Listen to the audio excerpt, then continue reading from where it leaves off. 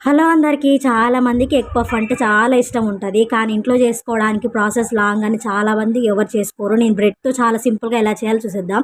నేనైతే ఇక్కడ ఉల్లిపాయ ముక్కలు, పచ్చిమిర్చి, అలాగే సాల్ట్, కొంచెం పసుపు, గరం మసాలా, కొంచెం కారం వేసేసుకొని ఫ్రై చేసేసుకొని పక్కకు పెట్టేసుకోండి. ఇప్పుడు బ్రెడ్‌నైతే రౌండ్ షేప్‌గా కట్ చేసుకొని అయితే పక్కకు పెట్టేసుకోండి.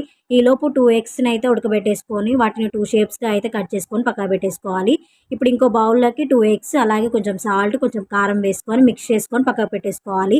ఇప్పుడు బ్రెడ్ మీద మనం ఉల్లిపాయ కర్రీ చేసుకుంది పెట్టేసుకొని దాని మీద ఇంకొక ఎగ్ పెట్టేసుకొని చుట్టూ మైదా అప్లై చేసేసుకొని ఒక బ్రెడ్ పెట్టేసుకొని దాన్ని డిప్ చేసుకొని ఎగ్‌లో అండ్ అలాగే బ్రెడ్ పౌడర్‌లో డిప్ చేసుకొని ఆయిల్‌లో అయితే ఫ్రై చేసేసుకోవడమే. నిజంగా టేస్ట్ అయితే చాలా బావుంటది. నిజంగా ఎగ్ పఫ్ కంటే కూడా చాలా బావుంటది మనం బయట తీసుకున్న దానికంటే. ఇలాంటి వీడియోస్ కోసం అయితే నా ఛానల్‌ని సబ్స్క్రైబ్ చేసుకోండి. నా వీడియో నచ్చితే లైక్ చేయండి. తప్పకుండా ట్రై చేయండి.